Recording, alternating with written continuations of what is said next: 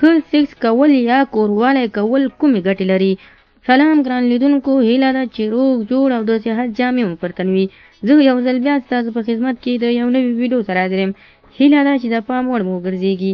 تر هر څه دمخه باید یادونه وکړم، که زموږ چینل مو نه وي سبسکرایب کړی نو زموږ چینل سبسکرایب کړئ او په خوا کې ورسره د ګونګړي نشان ووهئ. مننه. ښه سیکس کول بدن ته کومې ګټې لري؟ لکه څنګه چې تاسو به ډېر اکثره ویډیوګانې کتلې وي چې د دې باره کې موږ تاسو ته ډېرې ویډیوګانې جوړې کړي چې آیا سیکس څه کول دي او څه نه دي کول.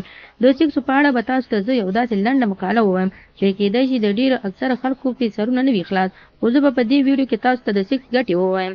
پخوا په افغانستان کې نه، خو په اروپا کې داسې فکر کېده هغه ښځې چې ډېر سیکس کوي ژر زړېږي، خو نوې څېړنې ښایي او ښودلې هغه ښځې او نارینه چې منظم سیکس کوي تر نورو یې د وجود محافظتي برخه فعاله او پوستکی یې تازه وي.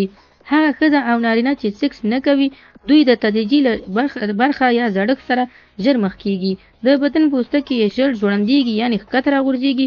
په حلاله طریقه ژوند، سیکس، مینه او له مېرمنې خاوند سره اړیکې د الله تعالی هغه نعمتونه دي چې استفاده ترې پکار ده.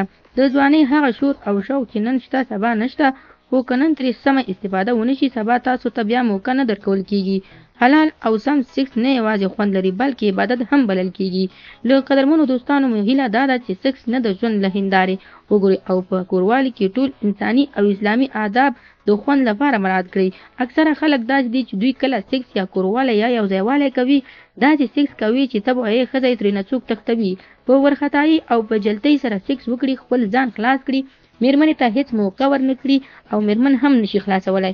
نو د دغسې خلکو د ډلې څخه که تاسې یاست نو هیله کوم له هغو ملګرو څخه چې داسې کار مه کوئ له خپلې مېرمنې سره، ځکه کېدای شي له هغو څخه تاسې هم واوسېږئ چې کوم د خوشي شوي دي. یعنې اکثره ښځو خپل خاوندانو ته طلاقونه ورکړي او خوشي کړي دي. نو دغسې راز باندې که تاسو ځان اخته کول غواړئ نو هیله کوم تاسو خپل ځان محکم او قوي کړئ تر څو جنسي اړیکه او ژوند مو سالمه پاتې شي. نو خدای دې وکړي ملګرو چې زموږ د ویډیو څخه غلط مطلب وانخلئ، زموږ ویډیو لایک کړئ، شیر کړئ او زموږ چینل هم سبسکرایب کړئ. مننه.